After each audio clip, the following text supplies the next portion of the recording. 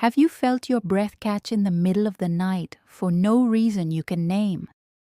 Have you noticed a sudden heaviness in your chest when you scroll through images that glow with false promises and hollow connection? Perhaps you thought it was nothing. Perhaps you dismissed it as stress or exhaustion. But what if your very soul is crying out, trying to warn you that something precious is slipping away in the relentless noise of this digital age? You sit in a dim room, the only light coming from the screen in your hand. The blue glow washes over your face, painting everything cold. You have been scrolling for how long now? 10 minutes? An hour? Time dissolves in this place. Your thumb moves without thought, image after image, video after video, each one promising something it cannot deliver. And there in your chest, beneath the ribs, beneath the breath, you feel it. A strange tightness, a quiet ache that has no name. You try to ignore it. You keep scrolling, but it persists, this nameless grief, this sense that something vital is being drained from you with every passing moment. This is not random. This is not merely the fatigue of modern life or the consequence of too much information.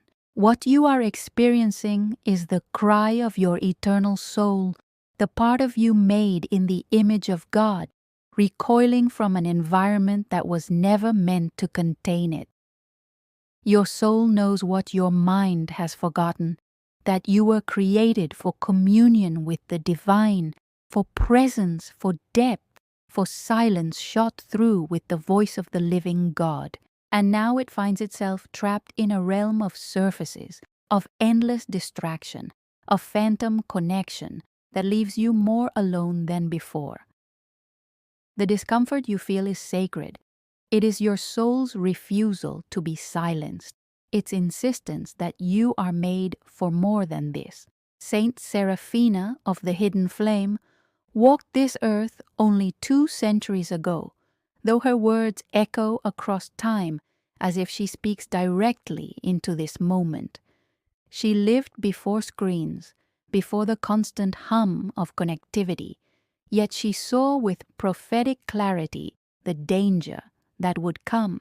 She spent 40 years in a small stone chapel in the mountains, and those who climbed to see her often asked how she could bear the isolation, the silence, the separation from the world below.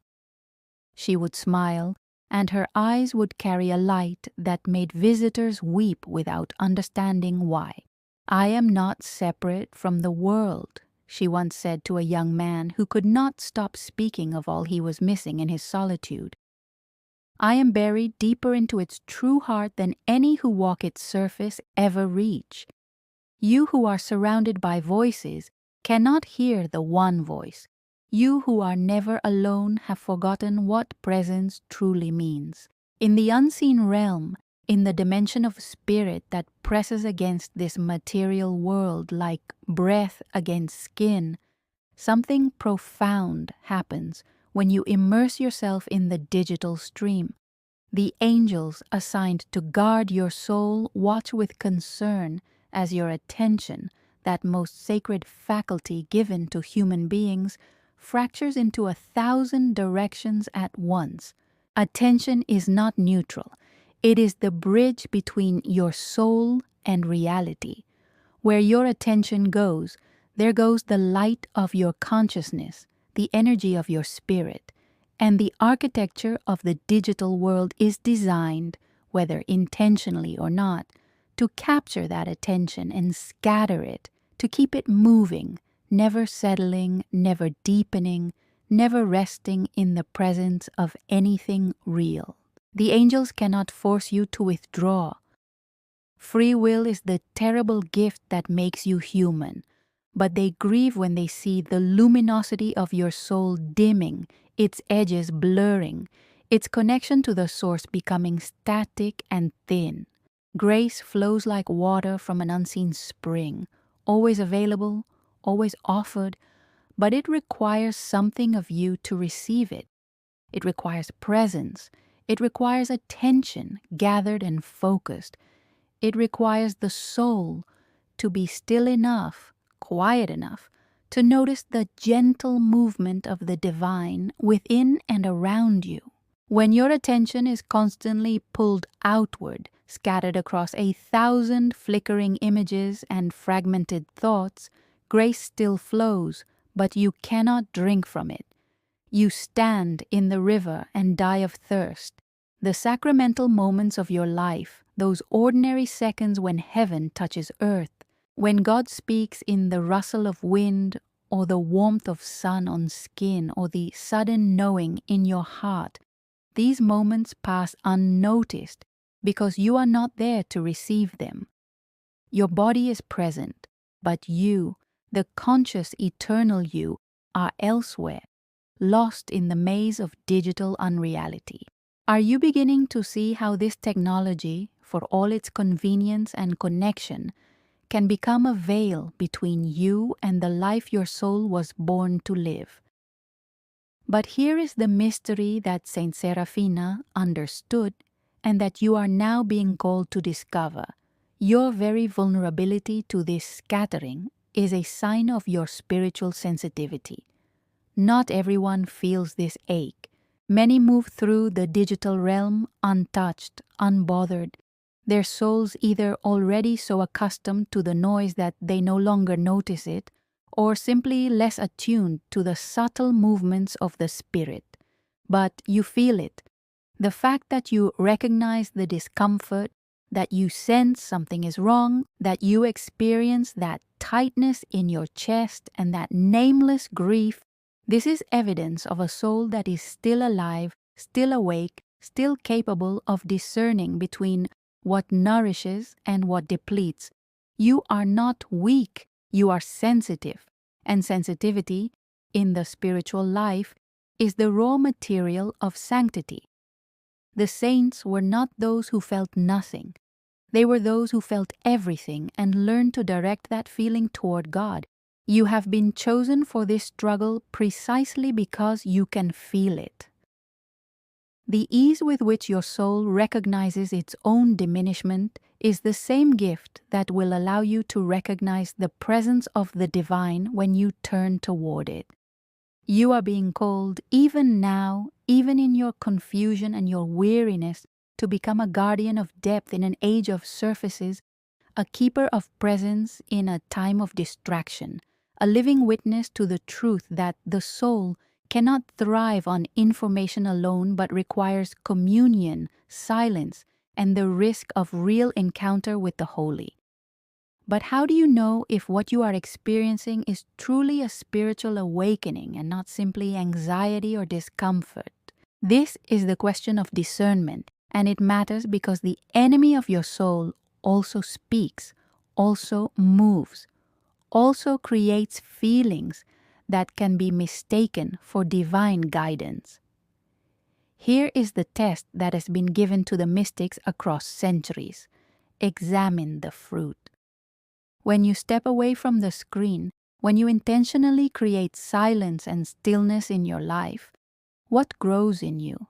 If the fruit is peace, even a small seed of it beneath the discomfort of withdrawal, then you are moving toward God. If the fruit is clarity, a gradual return of your ability to think deeply and feel truly, then you are on the right path. If the fruit is compassion, a softening toward yourself and others, a growing capacity to see human beings as more than content or avatars or profiles, then you are being led by the Spirit. But if stepping away creates only anxiety, a frantic fear of missing something, a desperation to return if the fruit is confusion or numbness or a hardening of your heart, then you are still entangled and you must be gentle with yourself as you learn to disentangle. When you feel that tightness in your chest, that soul ache that accompanies too much time in the digital stream, do not ignore it and do not judge yourself for it. Instead, in that very moment, pray a simple prayer silently in your heart. Lord, gather my scattered attention back to you. That is all. No elaborate ritual, no guaranteed outcome. Simply an offering of your awareness to the one who made you. This prayer becomes an anchor, a way of redirecting your attention from the screen to the sacred, from the surface to the depth. It reminds your soul that it has a choice, that you are not merely a passive recipient of whatever information flows toward you, but an active participant in where you place the light of your consciousness. You are not fighting this battle alone. The communion of saints, that vast company of those who have walked the earth before you and now see face to face the truth that you glimpse only dimly, they are aware of your struggle. Saint Seraphina herself, whose feast day is celebrated by those who know her story, intercedes for all who feel the weight of this modern fragmentation. She knows what it is to protect the inner sanctuary of the soul from invasion. She spent years learning to maintain the stillness of her heart even when visitors came with their demands and their noise. She understands the discipline required to remain present to the presence of God when everything around you screams for your attention. And she prays for you, specifically for you, that you will find the strength to choose depth over distraction, presence over performance, communion over consumption. The angels assigned to your care rejoice every time you make even the smallest choice toward reclaiming your attention. When you put down the phone to look into the eyes of someone you love, they rejoice. When you choose to sit in silence for even 5 minutes instead of filling every empty space with noise, they rejoice. When you notice the sky or the tree or the simple fact of your own breathing, they rejoice. These seem like small things, trivial in the grand scheme of cosmic struggle, but in the economy of heaven, nothing done in love and attention is small. Every act of resistance against the scattering of your soul is recorded, treasured, celebrated. You think no one notices. You think these tiny victories mean nothing, but you are wrong. The unseen realm is watching, and every choice you make toward presence and away from distraction strengthens the connection between your soul and its source. Are you beginning to understand that this discomfort you feel is not a burden, but an invitation? The digital age is not evil in itself. The technology that allows us to connect across vast distances, to access information, to create and share and learn, these are not inherently opposed to the spiritual life. But like all powerful tools, they can be used in ways that harm or in ways that heal. The danger is not the technology itself, but the way it has been designed to capture and hold your attention, to keep you scrolling, clicking, consuming without end. The danger is the way it trains your mind to expect constant stimulation, to fear silence, to mistake information for wisdom and connection for communion. And the deeper danger, the one that affects the soul more than the mind, is the way prolonged immersion in this environment can make you forget who you are. Not your profile, not your avatar, not the carefully curated version of yourself that you present to the world, but the raw, vulnerable, eternal soul that exists in the gaze of God and nowhere else. When you reclaim your attention, when you deliberately create spaces in your life for silence and stillness and prayer, something remarkable begins to happen. The sign you have been experiencing, that tightness in the chest, that nameless ache, begins to transform. It stops being merely a warning and becomes a doorway. Each time you feel it, you are given a choice. Will you push through it, ignore it, numb it with more scrolling, more content, more distraction? Or will you stop, breathe, and allow it to lead you deeper into the presence of God? The discomfort you have been trying to escape is actually the threshold of transformation. It is your soul saying, here, right here, something more is possible. Here you can turn. Here you can choose differently. Saint Serafina taught that the spiritual life is not about escaping the world, but about learning to see it truly, to perceive the sacred that runs through everything like light through water. She said that every moment is a sacrament if we have eyes to see it, but that we must train those eyes, must discipline our attention, must learn to resist the forces that would keep us on the surface of things. In her time, the forces of distraction were different but no less real. The constant demands of community, the pull of worry and planning, the temptation to mistake activity for holiness. She learned to guard her inner silence not by rejecting the world, but by refusing to let the world dictate the terms of her attention. She would work, pray, receive visitors, tend the garden, but always with a part of her awareness resting in God, always with an inner stillness that nothing could disturb. This is what she wants for you. Not withdrawal from life, but the ability to move through life without losing yourself in it. The transformation that is being offered to you now is precisely this: to learn to inhabit the digital age without being consumed by it, to use its tools without becoming a tool yourself, to remain present, grounded, connected to the source, even as you navigate spaces designed to scatter and fragment you. This is the new asceticism, the modern form of spiritual discipline.